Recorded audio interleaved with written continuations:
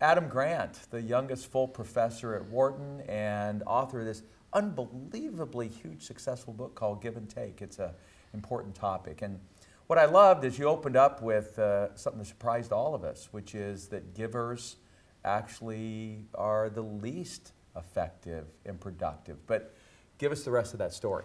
Well, I think a lot of people fear that that's the whole story, right? That if I'm helpful and generous, then other people are going to take advantage of me or I'll burn out. Yeah, but sure. As you know, the other side of the story is that the people who give the most to others are not only the most likely to finish last, they're also the most likely to finish first. So it's this curve, bell curve, that we know in a lot of things. Very much so. The time you invest in helping others can either sink your career or accelerate it.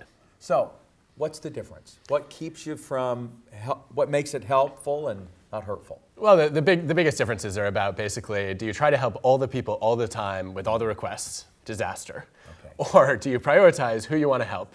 Do you specialize in helping in ways that actually align with your expertise and your enjoyment? And do you block out time to get your own work done?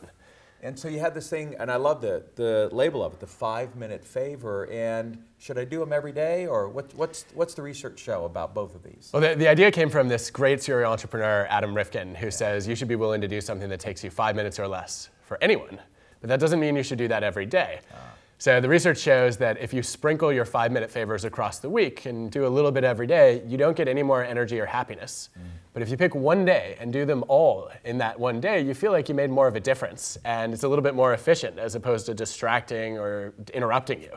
So you can kind of gather who you want to have favors with through the week, but then make sure it all gets done on that one particular day. Exactly. But you know, our challenge, and I love you talking about this towards the end, that we have a lot of givers in our own organization, but there's not an opportunity or a place for that to happen, those exchanges to happen. So there's this reciprocity ring that you've trademarked. Talk a little bit about this process and how companies are using it. It was an exercise invented by the Humex Corporation. Wayne and Cheryl Baker created this process for trying to encourage both people to give help, but also people to ask for it, which a lot of us struggle with. What you do in the exercise is you gather 8 to 10 people, or maybe several dozen. You invite them all to make a request for something they want or need, but cannot get on their own. And then you invite the rest of the group, basically, to think about who do I know or what do I know that would help with this request. And you know, it just opens up many opportunities for 5-minute favors, and people end up, when they source the request to a whole group, discovering there's someone I don't even know who can help me, and it costs them nothing, and it could change my life. And so we could do it at a weekly meeting. We could do it at a monthly meeting. We can build it right on into our own meeting schedule and start to connect people inside the organization. Absolutely. We've seen a lot of groups start with a very formal, structured version of this exercise just to get people into the habit of giving and asking, and then sort of move into something much more organic. All right. So I know somebody, they're in my organization, they're a taker. Do I have to just get rid of them, or can you rehabilitate them? You should absolutely fire them immediately. All right. Now. Now, look, I mean, I think it is easier in many cases to screen them out than to change them, because oftentimes, you know, these are pretty ingrained styles. All right. But I think the good news is that these are choices we make in every interaction. So if I am typically a taker just trying to get stuff from most people, I could, in my next conversation, make an offer with no strings attached or propose a trade.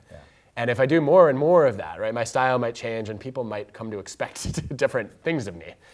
So I think the easiest way to rehabilitate a taker is actually to recognize that we all have moments where we're more generous, and then look at what are the patterns. Right? When this person who's normally selfish seems to think about other people, are there particular people they care about? Are there certain tasks that they really love? And then if you can get them involved a little bit more in those tasks and relationships, you bring out more of their generous side.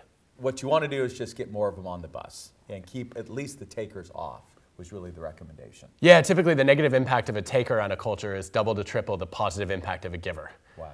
Well, Adam, it's important work. It's an important topic that we all need to be thinking about as leaders, and we greatly appreciate you writing the book. Thank you, Verne. Thank you so much. You bet.